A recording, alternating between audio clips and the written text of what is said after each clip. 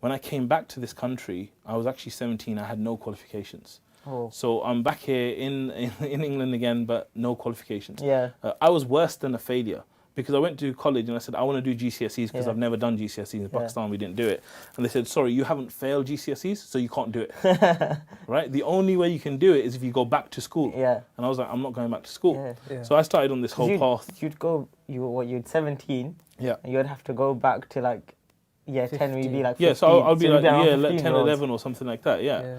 So then I said, I'm not going back to college, and I started to do something called GNVQ. Okay. Now, all of us that were on there, especially you intellectual guys, you're like, GNVQ, we used to call it going nowhere very quickly, right? Because it was like the lesser, it was like seen as lower than GCSE. No, but it's vocational, more. Yeah, it's more vocational, but at that time, you know, people who were doing A-levels, they always looked down on us. Yeah. Because they're like, oh, this guy's doing GNVQ. They didn't know I came from Pakistan, right? So back when we was in sixth form, like anybody who did something that was a bit like lower standard, we'd say that's BTEC. Exactly, BTEC, We just call it, that's right. For example, somebody who worked in primary, like, that's BTEC.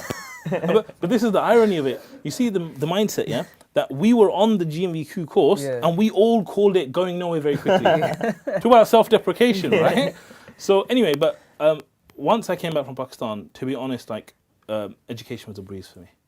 The stuff that I learned there in 2 years, it took my mindset to another level. And it raised my standards. Right, okay. Right? And after that, like in my GMVQ intermediate, I got a distinction. I studied business. In my advanced, I got a distinction. And then even when I went to uni, I kind of cruised through uni.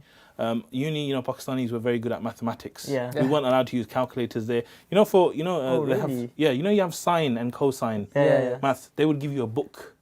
So you weren't allowed to have a calculator, and you would open up the book and then you work out the cosine and everything like that. Everything was done mentally. They had like the tables there. Yeah, tables and things like that. From, So like maths was a very strong point. So what I did maths and statistics or business. So I did business and statistics and information systems. Okay. And what I did is I picked my modules very carefully. So anything that had maths in it, I was like, bring it in. And that's why I bought information systems, because a lot of coding is mathematical. Yes. Oh, so you learnt coding at university? Yeah, so I learned basic coding there as well. Okay. So I brought that in, and those things pushed me up to a first in uni. And when you